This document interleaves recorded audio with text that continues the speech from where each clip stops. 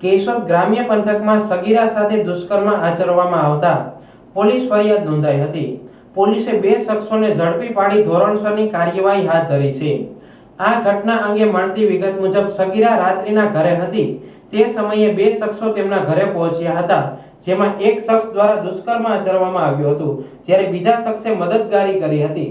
પોલીસે સગીરાના પિતાની ફરિયાદના આધારે મોવાણા ગામના હનીફ કાસમભાઈ સીડા અને આયુષ હાસમભાઈ બોરબાન બંને શખ્સો સામે દુષ્કર્મ, પોક્સો, એટ્રોસિટીની કલમો હેઠળ ગુનો નોંધી આરોપીને ઝડપી પાડી ધોરણસરની કાર્યવાહી હાથ ધરી છે.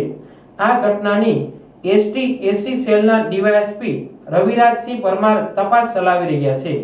ગત તારીખ 1/7/25ના રોજ કલાક 2:30 વાગે મોવાણા ગામ ખાતે કેશોદ પોલીસ સ્ટેશન ખાતે એક બળાત્કાર વિથ એટ્રોસિટીનો એક ગુનો બને છે, જેમાં પોક્સોની કલમો પર દાખલ કરવામાં આવેલી છે. બનાવની વિગત એવી છે કે આ કામના ફરિયાદી તથા તેમનો પરિવાર ઘરે સૂતા હતા. આ દરમિયાન બે આરોપીઓ નામે હનીફભાઈ કાસમભાઈ સીડા તથા આયુષભાઈ આસમભાઈ બુરબાન ફરિયાદીના ઘરે આવે છે અને ફરિયાદીની જે સગીર વયની દીકરી છે તેને રૂમમાં પૂરી રાખીને તેની સાથે હનીફભાઈ કાસમભાઈ સીડા બળાત્કાર કરે છે.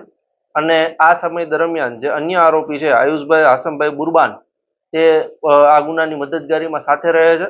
આ પ્રકારે જે ફરિયાદી છે તેમના દીકરી પર રેપ કરવામાં આવે છે અને આ બનાવના આરોપીઓ બંનેને અત્યારે હાલ પોલીસે અટક કરી લીધા છે.